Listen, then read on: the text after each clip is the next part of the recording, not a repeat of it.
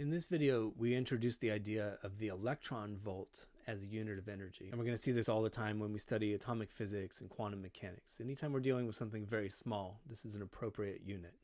So the electron volt is equal to the energy change of an electron passing through a 1 volt potential difference. To get a better handle on it, the first example asks us to calculate the number of joules in 1 electron volt. So I'm imagining an electron moving through a 1 volt potential difference. And back when we originally defined electric potential, we wrote down that the change in potential energy is equal to the charge times the change in voltage. And I'll post a card to that video real quick.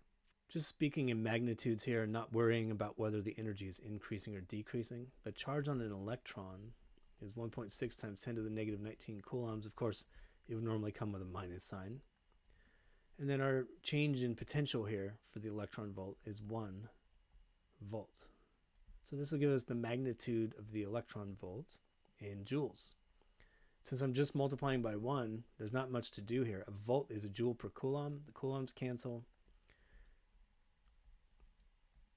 And it turns out that an electron volt is equal to 1.6 times 10 to the negative 19 joules. And if the electron was gaining potential energy, you would call that positive. And if it was losing potential energy, you would call that negative. All right, let's look at another example. And this one has to do with the hydrogen atom. So there are various excited states of the electrons in the orbitals around the proton in a hydrogen atom. And in this example, I have an electron that was in the first excited state. That's the one with the larger radius at a potential of 3.4 volts.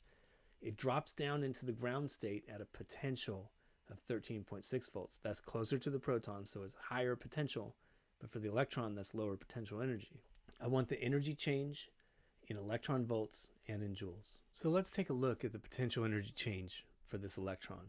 The change in potential energy for a charge moving through a potential difference is given by Q delta V. And I'm going to ask first, should I expect this to be a positive or negative change? And I have a negative charge increasing its potential, going from 3.4 to 13.6. Well, that gives me a negative change in potential energy. This is the idea that negative charges actually lose potential energy as they go to higher potentials. So I know I'm going to end up with a minus sign on this. And I have an electron moving through a potential difference of 13.6 volts minus 3.4 volts. That's 10.2. So I can say my potential energy difference is 10.2 negative electron volts. And I know the sign on this. I know the electron's going to a lower potential energy. And I get the magnitude of the energy change by thinking, well, here's an electron moving through a 10.2 volt potential difference, so that's 10.2 electron volts. If I want to think about this in joules instead, then I could either directly plug in the charge of the electron and the potential energy difference, or I could multiply it by this conversion factor that every electron volt is 1.6 times 10 to the negative 19 joules. So let's just do the conversion factor method, and I'm going to keep the minus sign because I know the potential energy is decreasing.